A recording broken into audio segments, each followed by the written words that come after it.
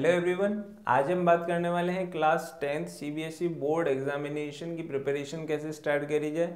तो अक्सर जो 9th क्लास से 10th क्लास में बच्चे एंटर करते हैं उन्हें ये डाउट रहता है कि क्लास 10th में क्या पढ़ना है, कैसे पढ़ना है और कहाँ से पढ़ना है। तो हमारा जो मेन वीडियो रहने वाली है वो इसी इन्फॉर्मेशन पर रहने वाली है कि क्लास 10th में जो बच्चे आने वाले हैं उन्हें कैसे प्रिपेयर करना है max to max marks score करने के लिए with limited resources in limited time.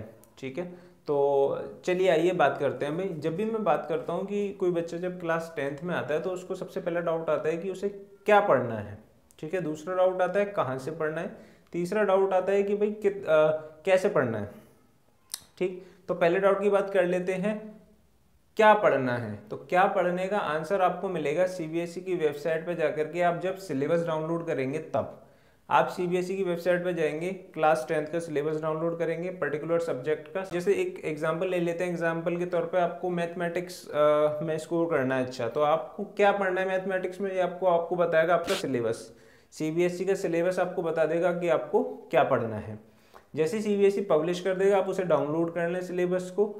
जैसे ही आप डाउनलोड कर लोगे आप उसमें से ये देख लीजिए कि कहीं सिलेबस में से कुछ डिलीटेड तो नहीं हुआ है, क्योंकि जो भी डिलीटेड सिलेबस डिलीट हो चुका है सिलेबस में से उसमें वो चीज़ें आपकी इररिलेवेंट हैं और रिलेवेंट चीज़ें वो हैं जो आपके सिलेबस में आने वाली हैं। तो पहला पॉइंट आपको कहाँ से क्लियर होगा भाई, सिलेबस से, कि हमें क्या पढ़ना है। देखिए सीबीएसई पिछले 2 सालों से सिलेबस रिड्यूस कर रहा है क्योंकि बिकॉज ऑफ कोविड-19 सबको पता है।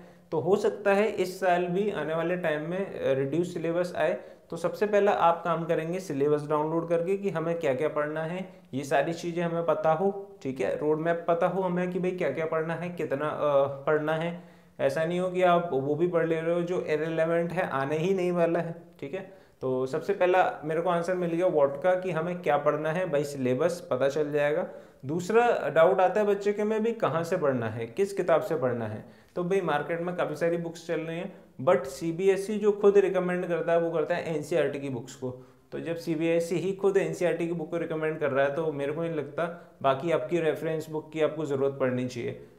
बट मान लीजिए एनसीईआरटी में से काफ़ी बच्चों को समझ में नहीं आता है, भाई स्ट्रेट फॉरवर्ड लैंग्वेज है, टू द पॉइंट लिखा हुआ है, तो काफ़ी सारे बच्चों को डायरेक्ट समझ में नहीं आता है कि मतलब एनसीईआरटी में क्या कहना चाह रहा है। तो मान लीजिए कोई टॉपिक आपको समझ में नहीं आ रहा है एनसीईआरटी में, तो आप एक काम करें, जो भी रेफरेंस बुक है उस सब्जेक्ट की, उस स्पेसिफिक टॉपिक को आप उस रेफरेंस बुक में से पढ़ लीजिए। जैसे ही आपको क्लियर हो जाए वापस आप एनसीईआरटी पे आ जाइए। कहने का मतलब ये है कहने का मतलब ये है कि आपको फॉलो एनसीईआरटी को ही करना है, लेकिन एनसीईआरटी में से अगर आपको कोई एक स्पेसिफिक टॉपिक नहीं समझ में आ रहा तो उसके लिए आप कोई रेफरेंस बुक यूज़ कर सकते हैं। ठीक, तो हमें आंसर मिल गया कि क्या पढ़ना है, हमें आंसर मिल गया कि कहाँ से पढ़ना है। तीसरा क्वेश्चन कि हमें कैसे पढ़ना है। देखिए आपको ये पता चल गया कि आपको क्या पढ़ना है, आपको ये पता चल गया कहाँ से पढ़ना है, लेकिन किस टाइप के क्वेश्चन पूछे जाने हैं, कैसे पढ़ना है, वो आपको पता चलेगा प्रीवियस ईयर क्वेश्चन पेपर से। तो आपको क्या करना है, हर एक पर्टिकुलर सब्जेक्ट के लगभग 3 से 4 साल के previous year question paper CBSE की वेबसाइट से डाउनलोड कर लेने हैं और उन्हें आपको समझना है, उन्हें एनालाइज करना है कि भाई किस टाइप के क्वेश्चन पूछे जा रहे हैं। उस हिसाब से आपकी मेंटेलिटी डेवलप होगी कि हमें कैसे पढ़ना है, किस टाइप के क्वेश्चन पढ़ने हैं। तो मेरे पास 3 चीज़ें आगे में जो बच्चों को डाउट होते हैं। पहला चीज़ होती है कि भाई क्या पढ़ना है। दूसरा डाउट होता है भाई कि कहाँ से पढ़ना है। तीसरा डाउट होता है कि कैसे पढ़ना है। ये सारी चीज़ें क्लियर होंगी। अब मान लीजिए एक चौथी चीज़ और है जो आपको बताना ज़रूरी है। फोर्थ पॉइंट मोस्ट इम्पॉर्टेंट है। आपने सब कुछ कर लिया, आपने सिलेबस भी देख लिया कैसे पढ़ना है, आपने ये काम भी कर लिया कि भाई कहाँ से पढ़ना है, एनसीईआरटी बुक से कंप्लीट कर लिया अपना सिलेबस, आपने प्रीवियस ईयर क्वेश्चन भी पढ़ लिए, बट एग्ज़ाम के टाइम पे आपको वो सब कुछ याद नहीं है जो आपने पढ़ा हुआ है।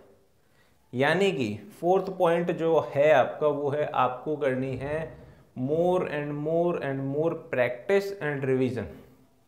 आपको रेगुलर प्रैक्टिस करनी है, रेगुलर रिवीजन करना है उन सब सब्जेक्ट का जो बोर्ड में आने वाले हैं। यानी कि अगर मैं मैथ की बात करूं तो मैथ में आपको प्रैक्टिस करनी है, math is all about practice. तो आपको प्रैक्टिस करनी है, मैथ में रेगुलर प्रैक्टिस करनी है। ऐसा नहीं है कि आपने भाई एनसीईआरटी बुक कर ली और बस फिर भाई 3-4 महीने बाद आप पेपर आ रहे हैं और तब बीच में बिल्कुल नहीं पढ़ रहे हैं। आपको रेगुलर प्रैक्टिस करती रहनी पड़ेगी। या आपने कोई सब्जेक्ट पढ़ लिया साइंस का और साइंस में आपने बस थ्योरी पढ़ ली और आपने कुछ डेफिनेशन याद कर ली, एग्जाम से 1-2 दिन पहले पढ़ रहे हैं।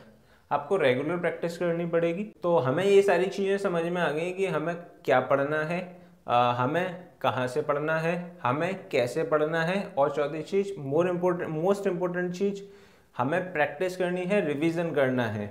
ठीक है, रेगुलर रिवीजन, रेगुलर प्रैक्टिस करनी है अगर हमें बोर्ड में अच्छा स्कोर करना है। तो इतने ही सोच से ही आप बोर्ड में अच्छा परफॉर्म कर सकते हो, नो डाउट। आराम से आप 90% बना सकते हो, कोई खास बड़ी बात नहीं है। ठीक, बशर्ते आपने ये सारी चीज़ें प्रॉपर कर रखी हो, एनसीईआरटी फॉलो कर रखी हो, आपने प्रीवियस ईयर लगा रखे हो अच्छे से। ठीक है, आपको वो कंसेप्ट बिल्ड हो गया हो कि भाई किस टाइप से क्वेश्चन आने वाले हैं, कि एनसीईआरटी में कोई क्वेश्चन दे रहा तो उसका क्या कंसेप्ट है इस क्वेश्चन के पीछे। चलिए, इसी के साथ मैं अपनी वीडियो एंड करता हूँ। मिलते हैं अगली वीडियो में। Thank you.